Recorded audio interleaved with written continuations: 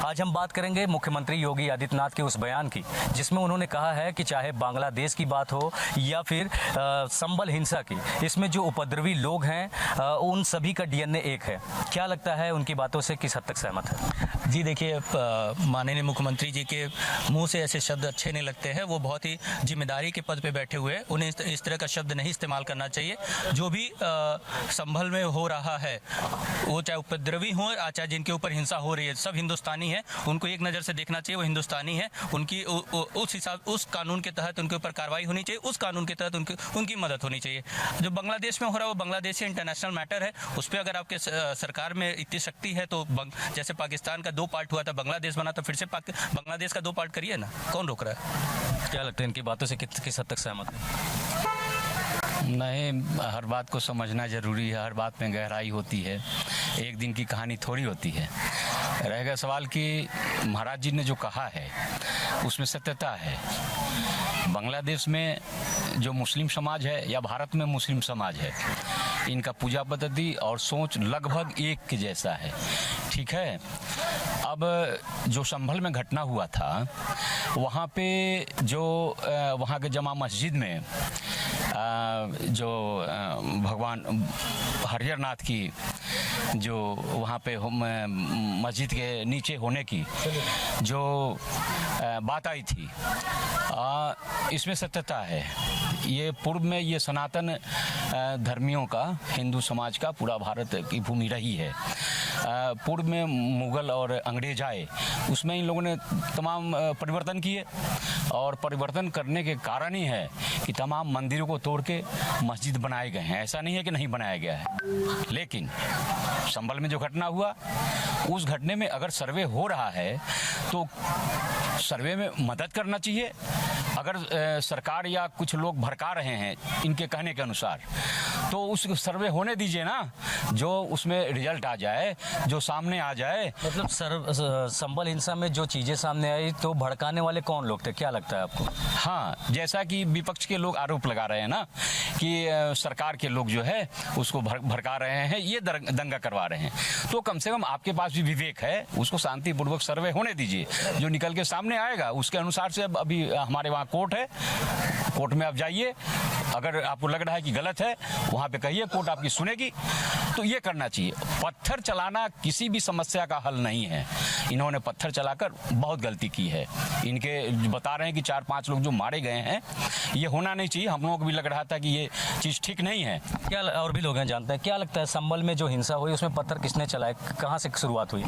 देखिए, जो संभल की घटना, अभी आपके पूर्व में अभी बात हुआ था, सुनौली में हम अपनी बात रखे थे। जो समाजवादी पार्टी के जो इल्जाम लगाते हैं कि जो है आज संभल की जो घटना है वहाँ समाजवादियों के कार्यकर्ताओं द्वारा जो किया गया है, ये सर निराधार है। ये जो है एक केवल गुमराह करने की बात है। जो संभल की घटना है, वो संभल की घटना जांच होनी चाहिए। ये हाई कोर्ट में गया है, हाई कोर्ट में जो निर्णय आएगा उसको जो है सर्वमान्य पूरे देश जो है उसको स्वीकार करेगा। लेकिन जिस तरीके से किसी पार्टी को लेकर के या किसी जात विशेष को लेकर के आज टिप्पणी किया जा रहा है, मैं उसका घोर निंदा करता हूँ।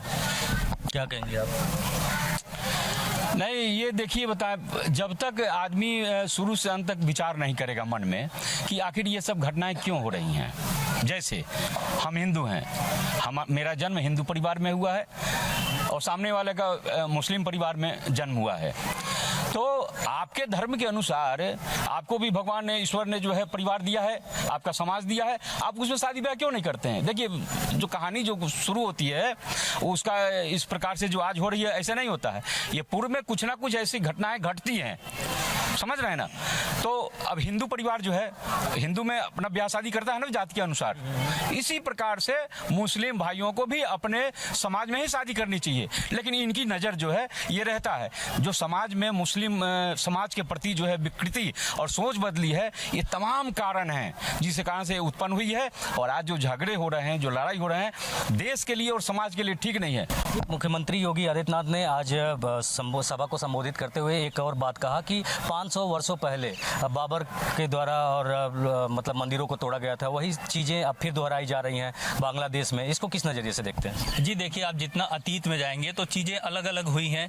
उनका आपके मुगल शासन हुआ, मुगल शासन के बाद अंग्रेज आए, अंग्रेज का शासन हुआ, लेकिन अंग्रेजों से तो हर कोई लड़ा है, चाहे वो मुस्लिम समाज हो चाहे हिंदू समाज हो, सब कोई लड़ा है। तो आज भी अगर हम उसी चीज़ों पे लड़ते रहेंगे कि मुगल शासन में ये हुआ, मुगल शासन में वो हुआ, तो हम आगे कैसे बढ़ेंगे? हमें तो आगे की तरफ देखना है, फ्यूचर की तरफ देखना है, सर्व समाज के हित की बात करनी है, सब समाज को साथ लेके चलना है, एक हिंदुस्तानी को एक हिंदुस्तानी की तरह देखना है। हिंदुस्तान में सबसे बड़ा चीज़ संविधान है, संविधान के तहत काम होना चाहिए।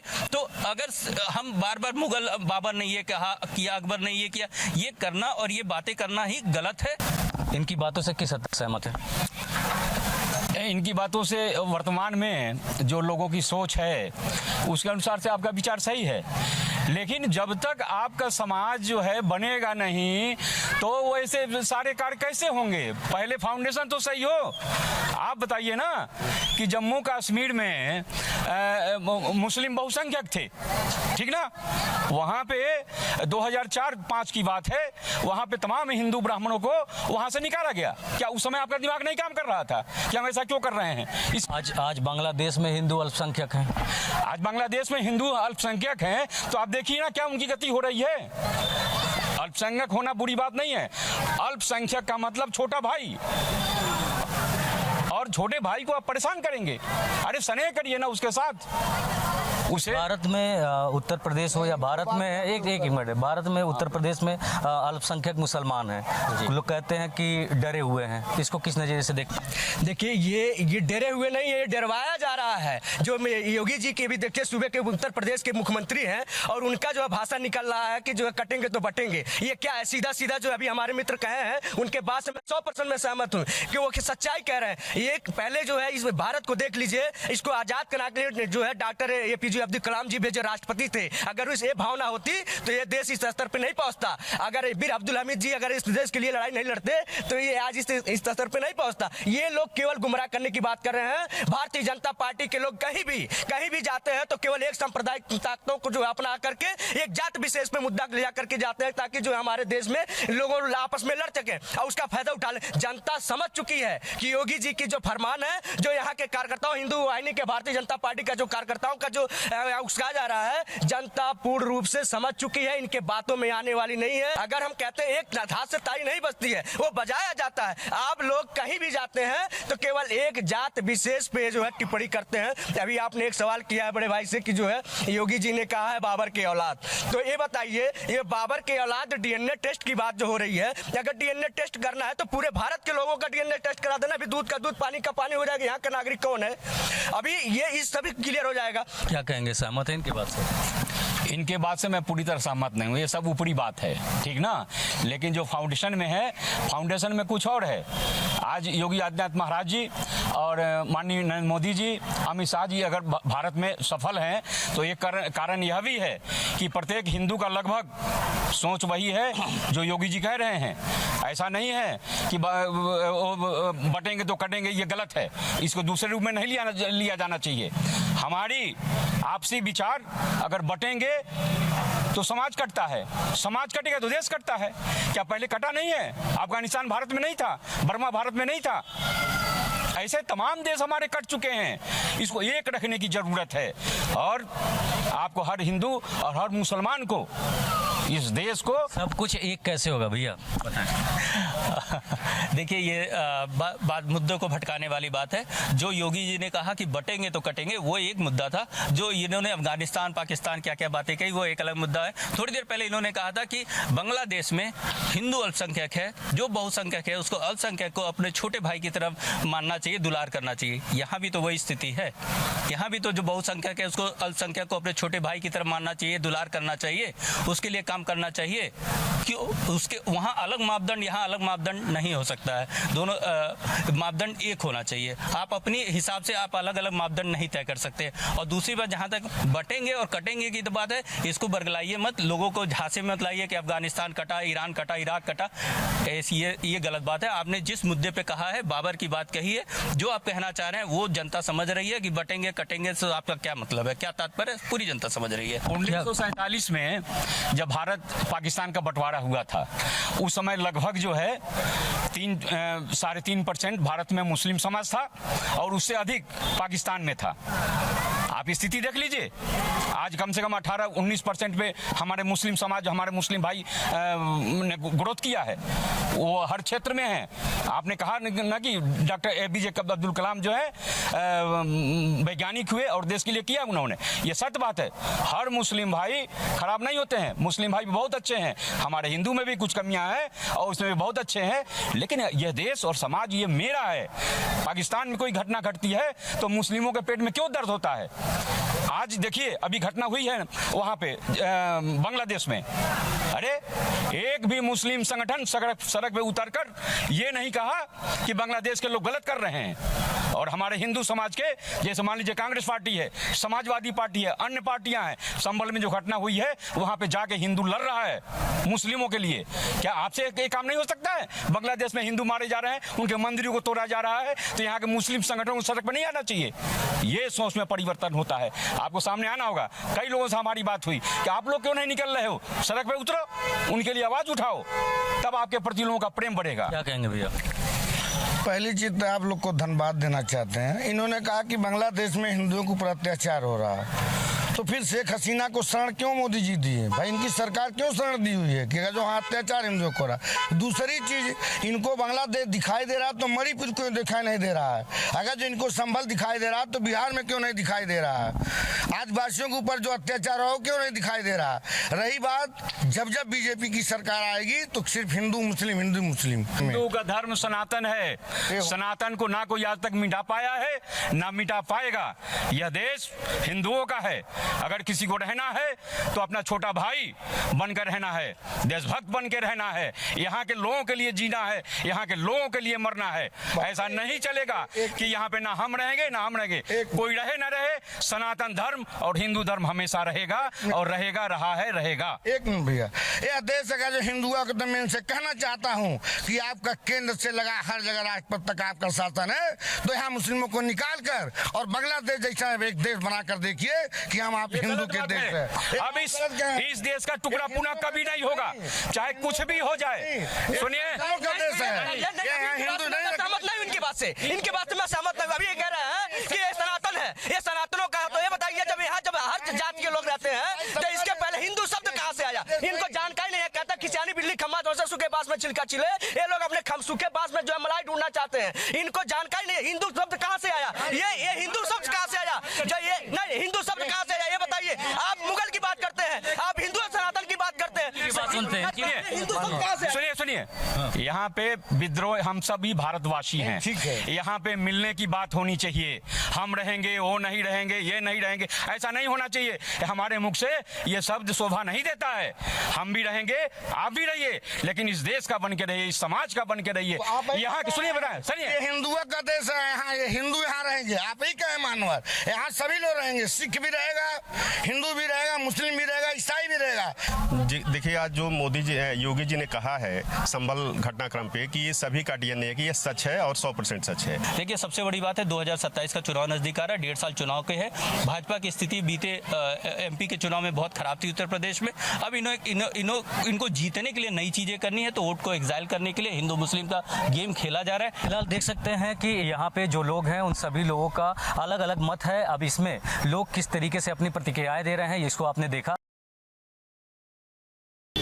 आज लखनऊ के सियासी चौक में हम ऐसे लोगों से बात करेंगे कि आखिर किस तरीके का मतलब निकाला जाए जब मुख्यमंत्री योगी आदित्यनाथ अयोध्या जाते हैं और संभल को लेकर के जो उन्होंने बात कही, जिस तरह से उन्होंने बांग्लादेश से जोड़ा, जिस तरह से बाबर से जोड़ करके कहा कि इन सब का DNA एक है, मकसद एक है और ऐसे लोगों को छोड़ा नहीं जाएगा, बख्शा नहीं जाएगा।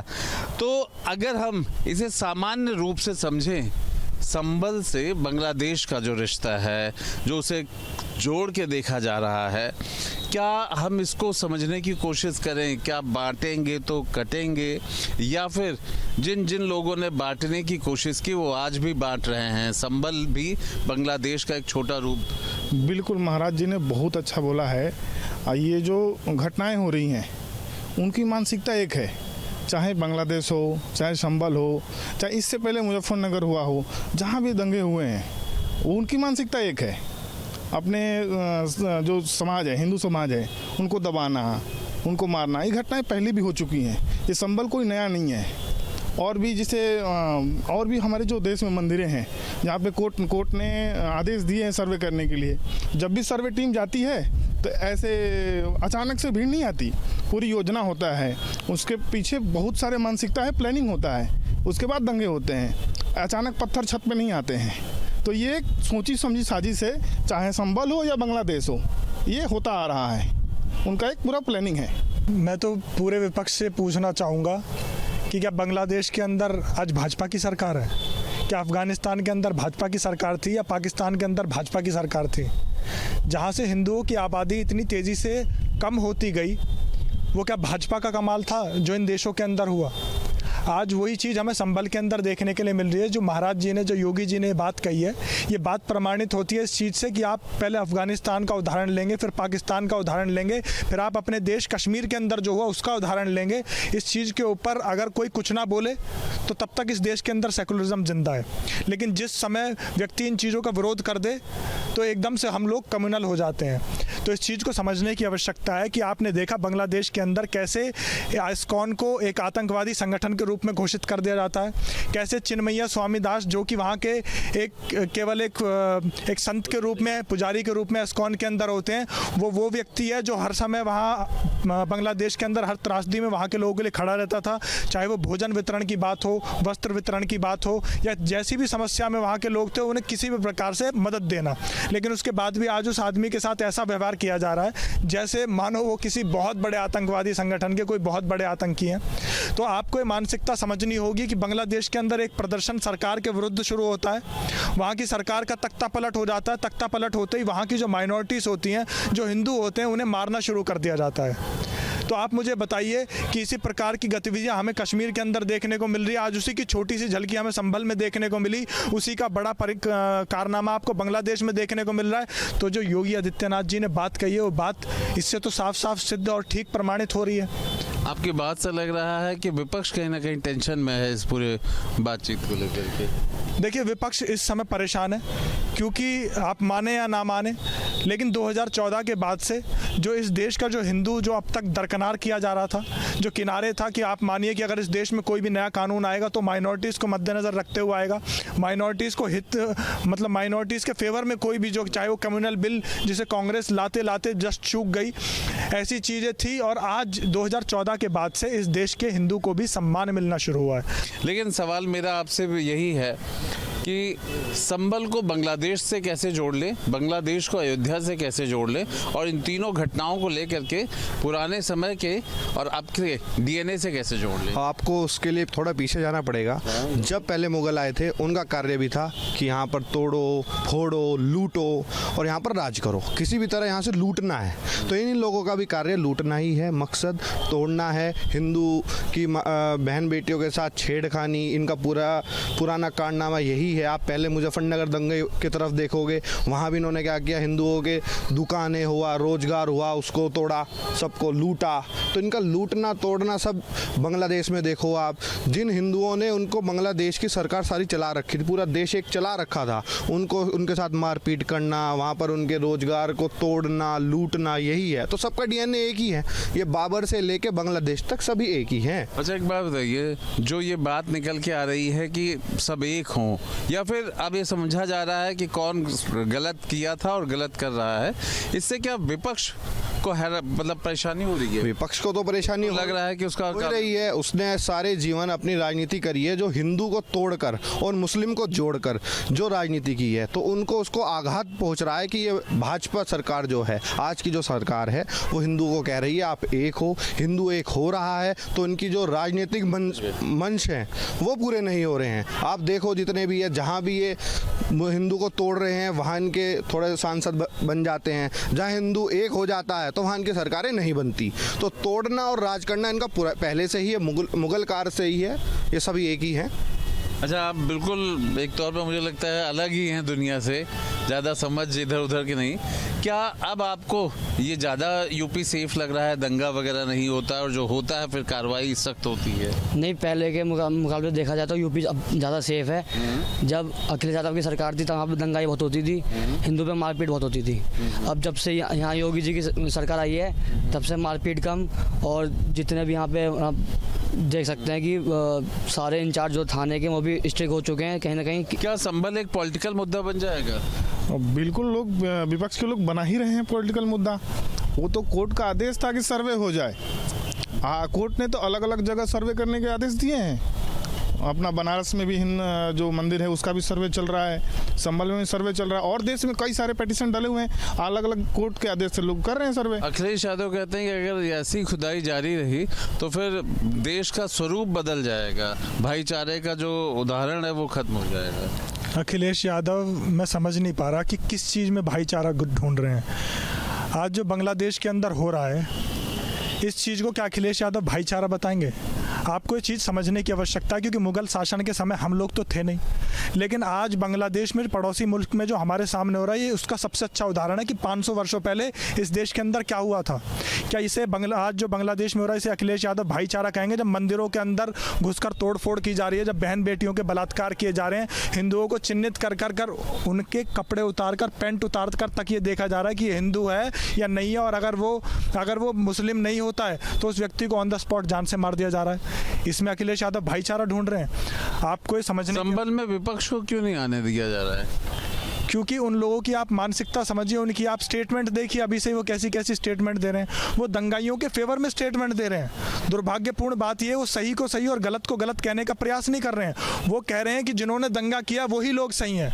तो आप बताइए, ऐसे लोगों को आप अंदर बुलाएंगे क्या, जो लोग दंगाइयों को बढ़ावा दे रहे हैं? और एक छोटी सी चीज़ और, जो 500 वर्षों के जो डीएनए वाली जो बात हुई है, आपने देखा कि 500 वर्षों पहले जब इस देश के अंदर मुगल आए थे, जब मुगल आए थे तो मुगलों ने सबसे पहली चीज़ क्या की?